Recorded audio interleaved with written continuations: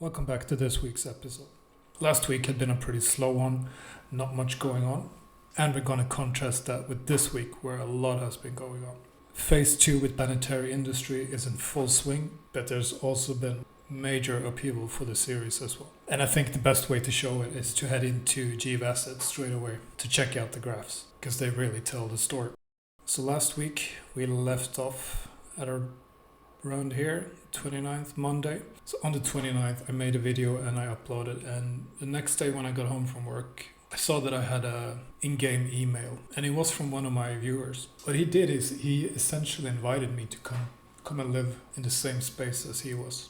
At first, I was a bit skeptical because I had chosen Sinclair's own region because it is very central in the universe. It would be a good staging place for a distribution center, so to speak. But I had a gut feeling that told me that I should go a bit with the flow and follow what happens in game. So I accepted the offer. And what he was offering, or rather what he was doing, is that he's a bit of a solo industrial player, and he had found a little corner of Amarr space in Domain where he was doing his thing as part of a sort of a PvE Care Bear alliance that's underneath the bigger alliance. So they can essentially operate and use their structures in their space. And I guess in return, there's a few people around using the facilities and taxes. And yeah, I don't know exactly where. But he said that if I would head down there and contact people of this alliance, they would probably be happy to have me around. So that's essentially what happened. These people have structures in low security. There's an ice belt close by. There's good planets, good structures for reprocessing and construction. So it has pretty much everything that I need. So what you can see in this graph is essentially me just picking up everything I owned and just transporting it across the universe. So my net worth have stayed pretty much the same. I think we're close to $1 billion. Maybe even getting there now, maybe almost. The really big shift, you can see here, the escrows. That's my sell orders. So what I did in Jita is essentially I lowered all my sell orders or canceled the ones that I felt had no chance of fulfilling. So I took a bit of a hit. I don't know how much, maybe, it was that 40 million-ish, something like that. So you can see here my sell orders just slowly selling or getting canceled. But this also means that for once I actually have quite a bit of decent cash on hand. You can also see this transition into the phase 2 from the assets. So this is all the stuff I'm mining. This is the planetary industry. Buying a few new ships, getting a few ships, which I'll talk about.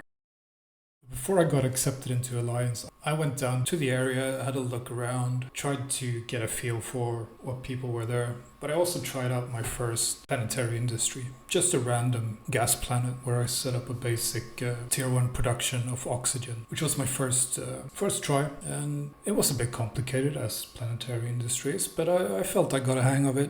Also did a bit of ice mining in the nearby ice belt because it's an Amarr space. It gives you clear icicle, which if I remember correctly is the helium isotopes, which makes the helium fuel blocks, which is specific to Amarr space and Amarr structures. Now, I'm just assuming that everyone builds Amarr structures in Amarr. I actually don't know if they use the other fuels, but this is the one I'll be focusing on first when I'm producing the fuel blocks. Because I've been lucky, the first blueprint I bought was the helium one. And that was quite a long time ago. And it's almost finished researching. The other 3 working on it, but they're like maybe a week or 2 behind. So I got a bit lucky there. It should be ready in, I think, next 2 days, something like that. And I should also have enough resources to produce my first fuel blocks.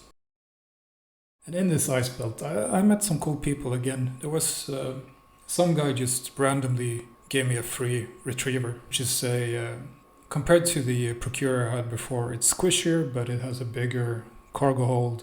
And I think it's more effective at mining as well. But the big thing this weekend has been taking down the first planet, getting into the alliance, dismantling the gas planet that I was trying out a bit, moving into the area of the alliance, and setting up a complete planetary industry. It has been a bit of a learning curve. I am still trying out a few things. I have enough skills for 5 planets. I'm missing one skill, which will give me 6 planets. But this is essentially the setup I've been doing. I started out with these 5 planets: plasma, storm, lava, barren, and gas. So all of the underlined items are things I need for the fuel blocks. So you can see most of them are tier 2 production. So I've been doing this on one planet. So I have the extractors, pulling out the raw resources, putting into basic factories, producing T1, and then routing the T1 into an advanced. So I've been doing that for the enriched uranium, coolant, consumer electronics, and mechanical parts. Also been running a tier 1 production on a gas planet for the oxygen. I have a feeling that this is not the most effective way of doing it. Some of you that have produced fuel blocks yourself actually know that we're missing one material, and that's actually a tier 3 material. Now, I think I could technically set up a tier 3 production on either the lava or barren planets, probably the barren, but I think even for my standards that would be incredibly ineffective. One thing that is effective though is the oxygen production.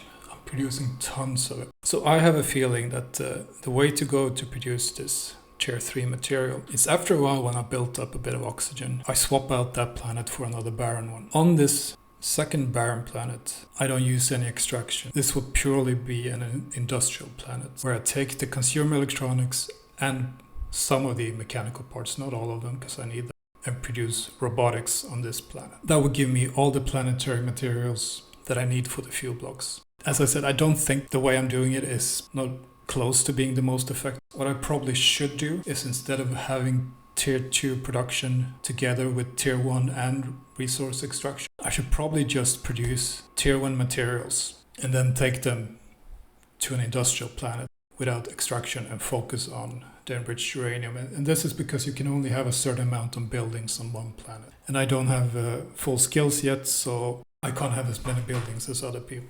I have also started playing EVE a bit seriously.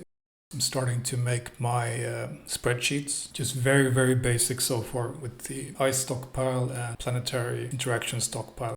And I'm actually, if there's anyone who knows the EVE API, Power Queries in Excel and stuff, please send me a message, because I'm really not good at this stuff, and I would like to make a really cool spreadsheet that can really show the stockpiles and also in the future with recording transactions in different market hubs and stuff like that. So if there's anyone who's an Excel wizard and knows the EVE API and the EVE Online add-on for Excel, as I said, just hit me up. I can't offer much in return, but in the future, maybe some fuel blocks or something.